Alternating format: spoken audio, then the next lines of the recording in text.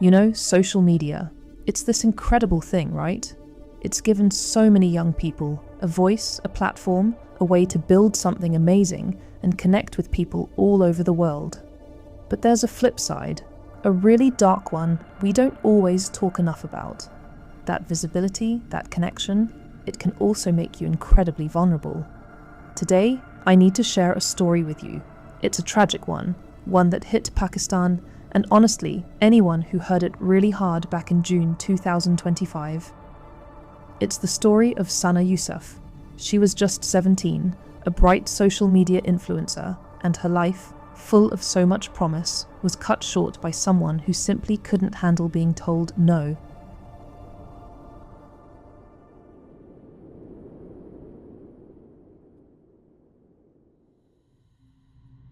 So, let's go to Islamabad, Pakistan.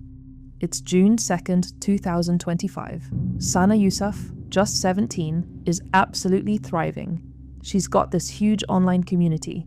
We're talking over 800,000 on Instagram, a massive 2 million on TikTok. She was doing what so many young creators do, sharing her life, her tips on skincare, her love for food and music, lifestyle stuff that really clicked with Pakistani Gen Z, all while dreaming of becoming a doctor. She had a good family behind her. Her dad, Saeed, worked for the government, and her mum, Farzana, was even helping her manage her social media. Sana had just aced her 12th grade exams in 2024 and was laser-focused on getting into medical school. And her content? It was just nice. Positive, relatable, nothing controversial or provocative. Just a young woman sharing her passions. But that kind of success, that visibility, it can draw the wrong kind of attention. And in Sana's case, it turned deadly. About a year before everything went wrong, a 21-year-old guy, Umar Hayat, started sliding into her Instagram DMs. Now, this guy was unemployed, living off his dad's pension. He was the youngest from his father's 4th marriage. But online, he was playing a whole different character. He'd rent fancy cars, film in these upscale neighborhoods, trying to look like some big-shot property developer, all to impress people he wanted to collaborate with. He reached out to Sana, pretending he wanted to do brand deals, claiming he was from some wealthy, influential family. Sana, probably getting tons of messages like this and juggling her studies, politely declined to meet him in person. A totally reasonable response, right? But Umar couldn't take it. What happened next was a full year of him just relentlessly harassing her. Daily calls, audio messages, texts, a constant barrage. He just wouldn't let up, pushing and pushing to meet her. And through all of this, Sana was clear. No mixed signals, no false hope. She was known for being strong-willed, outspoken. She even told her family about this guy who wouldn't leave her alone. Then, things took a really dark turn around Sana's birthday. May 29th, 2025. Umar drove over 300 kilometers from his hometown Jung all the way to Islamabad. He rented a big SUV, bought gifts, and just showed up at Sana's family home, uninvited. The family, understandably, refused to let him see her, and Sana herself said no. Imagine that for him, this public rejection, shattering the fake world he'd built. His ego, propped up by lies, just couldn't handle it. A few days later, Sana posted her birthday celebration video on Instagram, just a normal happy post. But for Umar, it seems that was the final straw. He took it as a personal insult, a humiliation, and decided he was going to do something horrific. June 2nd, 2025, around 5:09 p.m, Umar came back to Islamabad, and this time, he had a gun. He'd been hiding in the bushes near Sana's house for 3 or 4 hours, just waiting. When Sana's mother stepped out for a bit, leaving the main gate unlocked, he saw his chance. Sana's aunt, Latifa Shah, was home with her.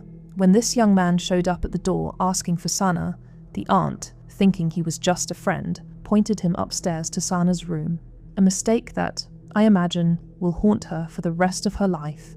As the aunt went downstairs to get some water, she heard Sana's voice, her last words, desperately trying to calm him down. "Calm down, sit down, drink water, don't do anything here. There are CCTV cameras everywhere." Even then, facing unimaginable terror, she showed such composure, trying to reason with him, warning him. But he wasn't there to listen. He wasn't there for reason. Seconds later, 2 shots. The aunt ran back upstairs. Sana was on the floor, badly hurt. Umar was still there, grabbing Sana's phone, probably to delete all the evidence of his harassment. He even pointed the gun at the aunt for a moment before he ran off. And it was all caught on those very CCTV cameras Sana had warned him about. Sana had been shot twice in the chest. They rushed her to the hospital, but it was too late. Her life, so full of potential, just gone. At 17. The police, to their credit, moved incredibly fast. Within 20 hours, they had him. They used everything, reviewed footage from 113 CCTV cameras, tracked his phone, used geofencing as he headed from the crime scene towards Faisalabad. After raids in 8 different places, they got Umar, and when they questioned him, it was chillingly simple. He couldn't handle being rejected. He couldn't have her, so he decided no one would. That phone he stole, it had all the proof of his year-long campaign of harassment, which he tried to erase. Now, you'd expect universal outrage, right? And there was a lot of that, internationally even. People were mourning. But then, something else started bubbling up online in Pakistan, something truly disturbing. Alongside the calls for justice, there was this vocal group, a minority, but still loud, who were actually celebrating Sana's death, saying that because she was a young woman on social media, she somehow, violated cultural values, that she deserved it. And remember, her content was completely innocent. It just shines a harsh light on this toxic way of thinking that sees women being visible, being independent, as some kind of threat. It's a minority view, yes, but it's a powerful one because it shows how certain attitudes in society can, even unintentionally, give a twisted kind of permission for violence against women. Sana Yousaf deserves to be remembered for who she was, this talented, vibrant young woman, building her future, bringing joy to millions. She wanted to be a doctor, to keep creating, and all of that was stolen by someone who couldn't understand that no means no. So, as we hope for justice for Sana, we also have to commit, really commit, to building a world where a woman's right to say no, to set her own boundaries, to just live her life freely, is protected and respected by everyone. We need to take a hard look at the stories we tell ourselves and the ones we consume and make sure they're promoting healthy relationships, not dangerous obsessions. So that's Sana's story for today. A heavy one, I know, and I truly appreciate you all for listening and for being present with it here on Truly Chilling. It's our hope that by exploring these cases, we can foster understanding and maybe even contribute to positive change. If you'd like to continue being part of this community and discussions like these, please do consider subscribing to Truly Chilling. Liking the video helps others discover these stories as well, and as always, your respectful comments are welcome below. Thank you once again for your time. Be well, and we'll talk soon.